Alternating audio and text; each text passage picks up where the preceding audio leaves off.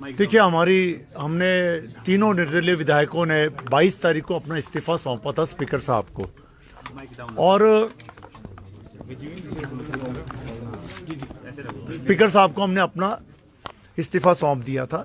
और 23 तारीख को हमने जो है पार्टी ज्वाइन कर ली थी, भाजपा पार्टी भी हमने ज्वाइन कर ली। और बार बार निवेदन के बाद भी जो है स्पीकर साहब जो है हमारा इस्तीफा जो है मंजूर नहीं कर रहे हैं।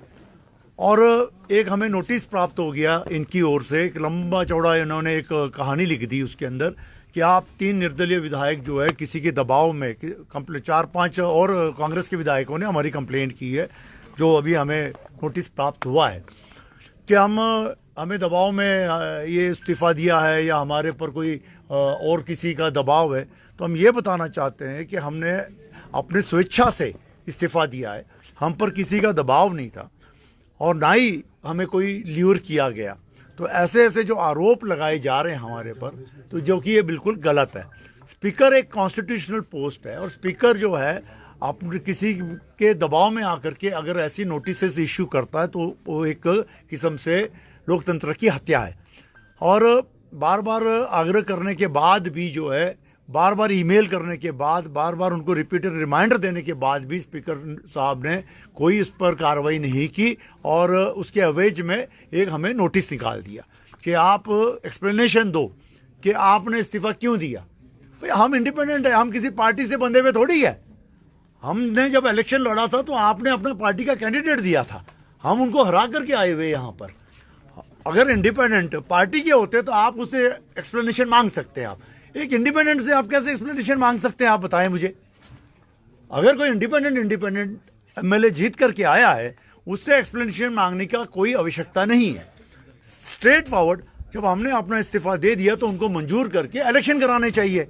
अब ये इलेक्शन से क्यों डर रहे हैं, क्या कारण है कि इस्तीफा मंजूर नहीं कर रहे हैं, ये इसी के विरोध में आज हम यहाँ बैठे हैं कि ये लोकतंत्र की हत्या ना करें, तुरंत हमारा इस्तीफा जो है मंजूर करें और पब्लिक मैंडेट लिया जाए, इलेक्शन किया जाए तीनों कॉन्स्टिट्यूंसी में, दूध का दूध पानी का पानी सामने आ जाएगा। खुशियार जी, ये कह रहे हैं कि आपको जो है 5 साल के लिए चुन के भेजा गया था, ऐसी क्या नौबत आई कि 1.5 साल में इस्तीफा देना पड़ा आपको? पिछले 14 महीने में क्या हालात हुई हमारे, कितनी हमारे को जो बेइज्जती हुई है हमारी, कितने हमारे मान सम्मान को जो है ठेस पहुंची है। ये ठेस मुझे नहीं पहुंची है, मेरे लोगों को पहुंची है, मेरी जनता को पहुंची है। हम अपॉइंटमेंट मांगते रहे, हमें 14 महीने अपॉइंटमेंट नहीं मिली। जो अनाउंसमेंटें की, एक अनाउंसमेंट पूरी नहीं हुई। ऐसे तो कई वारदातें जो हम आपको बता सकते हैं। मेडिकल फाइलें क्लियर नहीं हुई, कोई 1 लाख रुपया मांगने जाते तो बोलते हैं हमारे पास पैसा नहीं है, हमारी स्थिति ठीक नहीं है। अपने एमएलए को वो देते रहे जो पार्टी के, जबकि हम 3 इंडिपेंडेंट, हमारा कोई कार्य नहीं हुआ। हमारे ऊपर लोगों को बिठा दिया गया जिनके बोलने पे कार्य होते हैं, जो अनकॉन्स्टिट्यूशनल था। तो ये सारी चीजें देखने के बाद मजबूर होकर के हमने हाथ जोड़ दिए कि हमें इस सरकार के साथ इस पोस्ट पे बैठने का कोई अधिकार नहीं है यदि हम अपना जनता का कार्य ना करें। 3.5 साल बचे हैं, जब हम अपनी जनता के पास जाएंगे, जनता पूछेगी कि आपने क्या कार्य किए, हम क्या जवाब देंगे जनता को? हम ये बोलेंगे कि हमारी बेइज्जती होती रही, हम बाहर चिट्ठी लेके बैठे रहते थे, अंदर जाने की परमिशन नहीं मिलती थी, बोलते थे अगले महीने मिलेंगे, अगले महीने मिलेंगे, 15 दिन बाद मिलेंगे, मिलने का समय नहीं मिलता था। तो इतनी जो हमारी जलीलत हुई है इन 14 महीनों में, तो हमने नैतिक अपना मन बनाया कि हम इस सरकार के साथ बिल्कुल नहीं, और इस कुर्सी पे भी नहीं बैठने का हमें अधिकार नहीं है। इस कुर्सी पे बैठने का, जो जनता की दी हुई कुर्सी है, जनता के आशीर्वाद से हम इस कुर्सी पे बैठे हैं, और यदि हम जनता का कार्य नहीं कर सके तो हम इस पे बैठने का हमें कोई अधिकार नहीं है। आपका इस्तीफा भी स्वीकार नहीं होता है जी, तो अगला कदम क्या रहने वाला है आपका? ये मैं साफ शब्दों में बताना चाहूंगा कि अगला कदम हम कोर्ट में जाएंगे और कोर्ट से फिर हम आग्रह करेंगे कि हमने अपनी इच्छा से, हम जब इस्तीफा दे रहे हैं और हमने इस पार्टी को, हमने भारतीय जनता पार्टी ज्वाइन कर ली और हम जो है अपने कार्यकर्ता के रूप में जाकर के लोगों का कार्य करेंगे।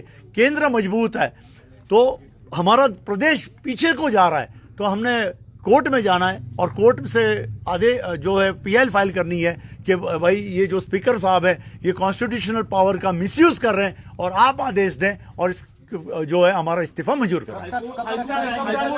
हाईकोर्ट जाएंगे या सुप्रीम कोर्ट जाएंगे? जैसे भी स्थिति बनती है, जैसे भी, बस तुरंत जाएंगे, तुरंत जाएंगे। अभी जो नोटिस जारी किया है आपको, उसमें कुछ टाइम मांगा है उन्होंने? उन्होंने हमें 10 तारीख का टाइम दिया है और उस नोटिस को मैं थोड़ा सा कुछ शब्दों में पढ़ करके सुनाऊंगा, ज्यादा नहीं, आपको उसी से सामने साफ साफ बातें आपके सामने आ जाएगी कि 22 तारीख को हमने इस्तीफा दिया और 3 इंडिपेंडेंटों ने जो कांग्रेस को सपोर्ट दिया था उनको बीजेपी ने ल्यूर किया इलीगल तरीके से, थ्रेट से, फोर्स से और पूरे दबाव से। उन्होंने राज्यसभा में जो है जो वोटिंग जो है वो पार्टी के निर्णय के विरुद्ध कराई। अब आप बताएं कि इंडिपेंडेंट को अधिकार नहीं है? आज एक राज्यसभा का कैंडिडेट जो है बाहर रहा है, एक लोकल है, तो हमने अपने अंतरात्मा से लोकल व्यक्ति को हमने वोट दिया और हमारा अधिकार है, वो हमारा अधिकार है। सिर्फ उस बात से जो है सरकार नाराज होती है और आशीष भाई के ऊपर एफआईआर लॉन्च करती है, के ठाकुर के भाई और बेटे के ऊपर एफआईआर लॉन्च होती है, इनके कारोबार बंद हो जाते हैं, इनके घरों में पुलिस पहुंच जाती है और अधिकारी पहुंच जाते हैं। तो ये इस पूरे जो है कॉन्स्टिट्यूशन का, पूरे डेमोक्रेटिक का, पूरे लोकतंत्र का जो है गला घुटा गया। तो ये कारण है। क्या फिर अब 10 तारीख का इंतजार करेंगे? उससे पहले बिल्कुल नहीं करेंगे, क्योंकि हम इंडिपेंडेंट हैं, हम किसी पार्टी के बंधे हुए नहीं है जो हम इनको जवाब देंगे। हम क्यों इनको जवाब दें? हम क्यों इनके पार्टी के थोड़ी बंधे हुए? हम अपनी स्वेच्छा से हमने इस्तीफा दिया है और स्पीकर साहब को ये जो है नोटिस निकालने से पहले सोचना चाहिए था कि ये इंडिपेंडेंट है, किसी उनकी पार्टी के सदस्य नहीं है हम। कब तक धरने पे बैठे कोर्ट में रहेंगे? कब जाएंगे? कब तक जाएंगे? सर हम अगले जल्द से जल्द जैसे भी कब तक बैठे रहेंगे? धरने में सर आज हम बैठेंगे, हम ज्यादा से ज्यादा समय आज धरने पे बैठेंगे और आपके सभी चैनलों के माध्यम से हम पूरे हिमाचल को ये मैसेज देना चाहते हैं कि देखिए किस तरह ये सरकार लोकतंत्र का गला घोट रही है, किस तरह जो है हम लोगों को जो है प्रताड़ित कर रही है, किस तरह हमारी कॉन्स्टिट्यूंसी के लोगों को प्रताड़ित कर रही है। ये मैं आपके सभी चैनल के माध्यम से बताना चाहता हूँ। स्पीकर से और मिलेंगे किसी धरने पे हम बैठे रहेंगे और ये मैसेज स्पीकर तक तो जाना ही जाना है। आपके माध्यम से, आपके चैनलों से हर जगह ये मैसेज जाएगा, पूरे हिंदुस्तान में जाएगा। और हम फिर एक बार, क्योंकि माननीय स्पीकर साहब जो है इन्होंने अपना जो है पावर्स का इस्तेमाल करना चाहिए और हमारा इस्तीफा तुरंत जो है मंजूर करना चाहिए। क्यों डर रहे हैं हम नहीं जानते। ठाकुर जी, आप भी बैठे हैं और जिस तरह से होशियार जी ने कहा कि कई तरह के प्रेशर भी बनाए जा रहे हैं, आपको क्या लगता है, क्या पीछे सोच लग रही है, क्या वजह क्या लग रही है, क्यों इस्तीफा स्वीकार नहीं कर रहे हैं? बिल्कुल ठीक कह रहे हैं। होशियार जी ने बताया कि हम जो 3 निर्दलीय विधायक है, हमने अपनी मर्जी से, स्वेच्छा से विधानसभा के सदस्य से इस्तीफा दिया 22 तारीख को। नॉर्मली जो होता है इस्तीफा जो होता है 24 घंटे के अंदर जो माननीय अध्यक्ष महोदय होते हैं विधानसभा के, स्वीकार करते हैं और करना चाहिए, क्योंकि संवैधानिक पोस्ट है। हम बहुत मान सम्मान करते हैं अध्यक्ष महोदय का, परंतु साथ में बड़ा दुख है कि इसको बिना मतलब से एक राजनीतिक रंग दिया जा रहा है। ठीक है, हम मानते हैं स्पीकर भी एक पार्टी से होते हैं पहले, जब विधानसभा का अध्यक्षों को बना दिया जाता है तो वो सब सदस्य जो होते हैं सबके संरक्षक बन जाते हैं। ये हमेशा एक हिस्ट्री बनेगी, हिस्ट्री बनती है कि किस स्पीकर ने विधानसभा का स्पीकर रहते हो क्या क्या कार्य कैसे किए हैं। जो पहले उनका कार्य उस पर मैं प्रश्न नहीं करना, अच्छा कार्य वो अच्छा वो सहयोग दिया उन्होंने, परंतु अब अचानक हमें नहीं समझ आता क्यों ऐसा वो कर रहे हैं। ठीक है, उनको जितना करना चाहिए तो उन्होंने कर लिया। 1 हफ्ता हो गया, हमने रिमाइंडर भी दिया कि हमारे स्पीकर जो रिजाइन स्वीकार करिए, परंतु अभी तक कोई उसका ना तो स्वीकार तो नहीं किया, परंतु साथ उसके उल्टा हमें नोटिस थमा दिया। उसमें जैसे होशियार जी ने बताया कि उसमें अलग अलग बातें हैं कि आप प्रेशराइज हो रहे हैं, आपको राज्यसभा में ऐसे वोट डालिए, आपने आपको इलेक्ट किया गया, ये किया वो किया गया। तो मैं आप सबके माध्यम से और तीनों की तरफ से कहना चाहता हूँ कि दुनिया की कोई ऐसी ताकत नहीं है जो हमें प्रेशराइज कर सके, एल्योर कर सके।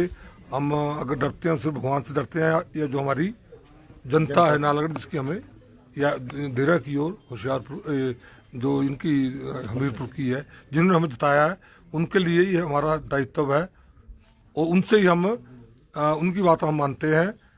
तो इसलिए किसी पॉलिटिकल पार्टी का प्रेशर हमारे ऊपर नहीं था, ना है।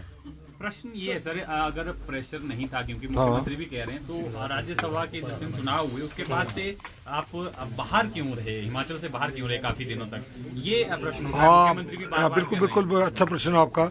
बाहर हम इसलिए रहे क्योंकि जैसे ही हमने वोट डाला हमें फोन आने शुरू हो गए। जब हमें फोन नहीं कर पाए तो हमारे जो लोग जानने वाले थे उनके ऊपर प्रेशर डालना शुरू हो गया, बताइए क्या है, कहाँ है, कैसे है। तो जब ऐसी बातें हुई तो हमने सोचा ये तो, हमने वोट डाला, हमने उस टाइम ये नहीं सोचा कि ऐसा होगा कि इतना प्रेशर डालेंगे, ऐसा इतना पीछे पड़ेंगे हमारे। हम तो वोट जैसे होशियार जी ने बताया कि हमें चूज करना था क्योंकि हम थे इंडिपेंडेंट, ठीक है।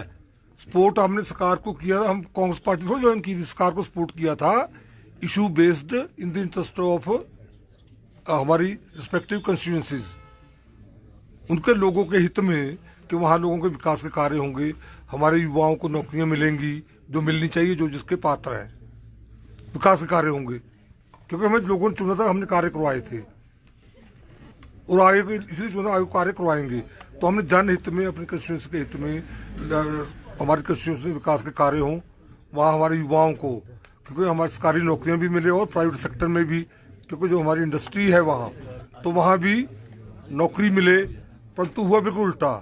मैं ये कह सकता हूँ 14 महीने में एक भी विकास कार्य अपनी कंस्टिट्यूएंसी से कह सकता हूँ, दूसरे मैं अपने दूसरे निर्दलीय भाई इनसे डिस्कस करता हूँ, एक भी विकास कार्य नहीं करवा पाई सरकार। वो जो कार्य हो रहे हो पिछली सरकार के समय के जो स्वीकृत थे वही कार्य हुए। नए ढंग से एमएलए फंड के अलावा कोई भी कार्य नहीं किया। एमएलए फंड का भी वो हमेशा यही करते हैं कि रोकने की कोशिश करते थे, जब प्रेशर डलता था तब वो रिलीज करते थे। तो ये जब सारी ऐसी बातें थी तो हमें मुझे नहीं लगता था कि हम ऐसी सरकार के समय विधायक रहते, हम विधायक रहें और विधायक रहते हुए 5 साल बाद लोगों के पास जाएं तो लोग कहेंगे ठीक है जी, आपने बड़े काम किए थे पहले 5 साल बेशक पिछले 5 साल भाजपा की सरकार थी, हम विधायक नहीं भी थे। होशियार जी जो थे, अपने आशीष जी थे, ये एक्टिव थे, मतलब पॉलिटिकली विधायक नहीं थे परंतु लोगों का काम करवाते थे सरकार से उस टाइम। तो उस टाइम हमने खूब काम करवाए।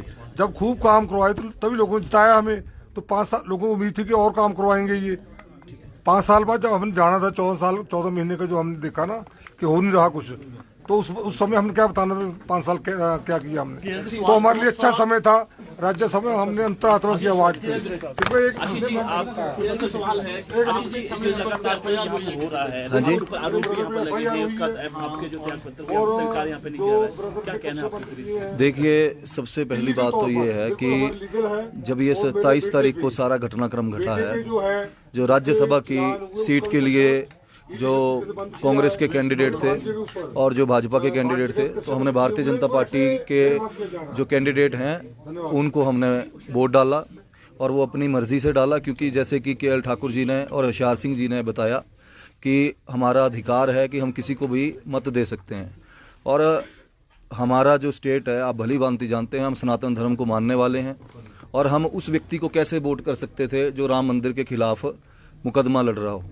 तो ये मुझे लगता, अगर मैं अपनी फील्ड में जाके भी लोगों से पूछूंगा कि भाई आप बताइए कि मैं किसको, क्योंकि मैं अगर वोट कर रहा हूं तो अब मुझे कंस्टिट्यूएंसी ने, जो मेरे लोग हैं, उन्होंने चुन के भेजा है यहाँ पे, और उनकी भावनाओं को देखते हुए मैंने मत जो डाला, हम तीनों ने जो वोट डाला वो डाला हर्ष महाजन जी को, जो कि हिमाचल के हैं और वहाँ पे राज्यसभा में चुन के जीते।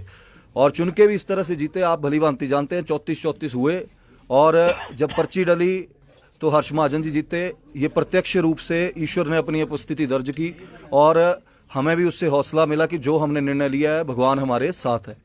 दूसरी बात, जब ये सारा प्रकरण हुआ उसके बाद मुख्यमंत्री जी ने झूठे मुकदमे दर्ज करना शुरू कर दिए।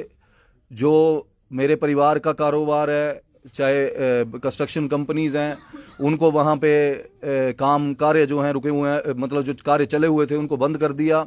जो भी मतलब जितना भी प्रताड़ित कर सकते हैं वो हमारे परिवारों को और हमें किया गया।